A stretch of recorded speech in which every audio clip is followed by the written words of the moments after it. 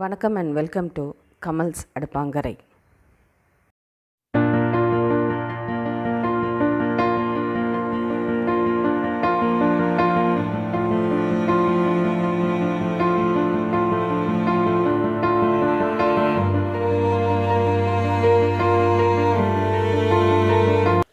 இன்றைக்கி நம்ம பாலக்கீரையை வச்சு ஒரு வித்தியாசமான ஒரு பொரியல் பண்ணி பார்ப்போம்.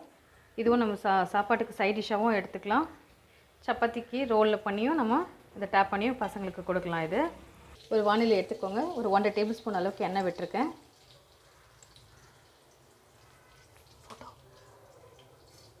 ஒரு டீஸ்பூன் அளவுக்கு கடுகு ஆட் பண்ணிக்கோங்க. பெருங்காயம், சீரகம் ஒரு டீஸ்பூன் அளவுக்கு.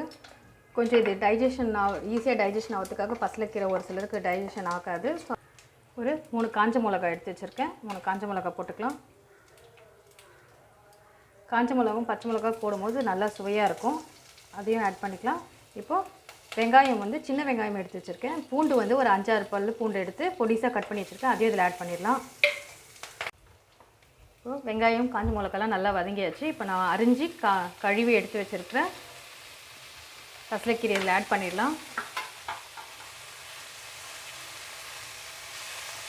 பசலைக்கீரைக்கு தண்ணி அவ்வளோவா விட வேணாம். பசலைக்கீரையிலேருந்து தண்ணி அதிகமாக விட ஆரம்பிக்கும்.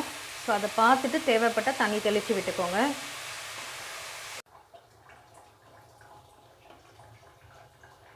நம்ம தண்ணி தெளித்து கூட விடலை. தெளித்து விடுறதுக்கு முன்னாலே கொஞ்சம் தண்ணி நல்லா விட ஆரம்பிச்சிச்சு பாருங்கள். இதுக்கப்புறமா வெந்திருக்கான்னு பாருங்கள். வெந்திருந்தலைன்னா கொஞ்சம் தேவைப்பட்டால் கொஞ்சம் தண்ணியை விடலாம். ஜஸ்ட் சும்மா நான் ஒரு 1/4 கிளாஸ் அளவுக்கு தண்ணி விடுறேன் இதில்.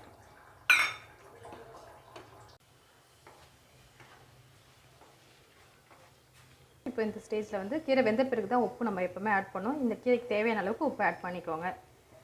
இப்போ நான் 1 ஸ்பூன் அளவுக்கு உப்பு ஆட் பண்ணியிருக்கேன். உப்பு போட்டோன்னே இன்னும் கொஞ்சம் தண்ணி விடும். தண்ணி விட்டோன்னே அது கொஞ்சம் கலர்னோடனே சரியாக போகும். அதுக்கப்புறமா இதை இறக்கலாம். ஒரு 1/2 கப் அளவுக்கு பைத்தம்பருப்பு எடுத்து கொஞ்சம் வேக வச்சு எடுத்து வச்சுருக்கேன். ஸோ இப்போ அதையும் நம்ம இதில் தண்ணி வடிச்சிட்டு இதில் ஆட் பண்ணிக்கலாம். நம்ம கீரை நல்லா வெந்தாச்சு. இப்போ நம்ம வேக வச்சு தண்ணி வடித்து எடுத்து வச்சுருக்க பைத்தம்பருப்பையும் இதில் ஆட் பண்ணிடலாம். இது பொரியலாக வேணுன்றதுனால இதை நான் ஒரு 3/4 பதத்துக்கு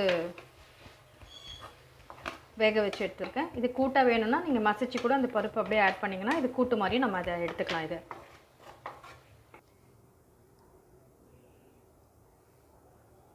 துருவிய தேங்காய் ஒரு கைப்பிடி அளவுக்கு எடுத்துக்கோங்க. பருப்பும் தேங்காவும் நம்மளோட டேஸ்ட்டுக்கு ஏற்ற மாதிரி அவங்கவுங்களுக்கு எது ரொம்ப பிடிக்குமோ அதை ஒன்று ஏற்றி ஒன்று குறைச்சியும் நம்ம ஆட் பண்ணிக்கலாம். தேங்காய் பூ சேர்க்கும் போது இதில் இருக்கிற தன்மை இன்னும் நல்லா டேஸ்ட்டாக கொடுக்கும். ஸோ பொரியல் சாப்பிட்றதுக்கும் நல்லா இருக்கும் நமக்கு.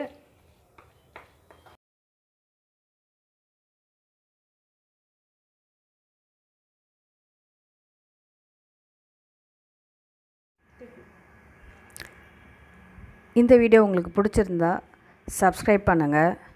கூடவே இருக்கிற பெல் ஐக்கான் பட்டனை கிளிக் பண்ணுங்கள். ஃபர்தர் நோட்டிஃபிகேஷன்ஸு உங்களுக்கு கண்டினியூ ஆகிறதுக்கு அது ஹெல்ப் ஆகும். உங்களுக்கு இந்த வீடியோ பிடிச்சிருந்தா லைக் பண்ணுங்கள்.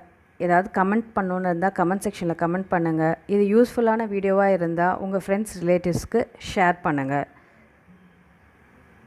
மறக்காமல் சப்ஸ்கிரைப் பண்ணிவிடுங்க.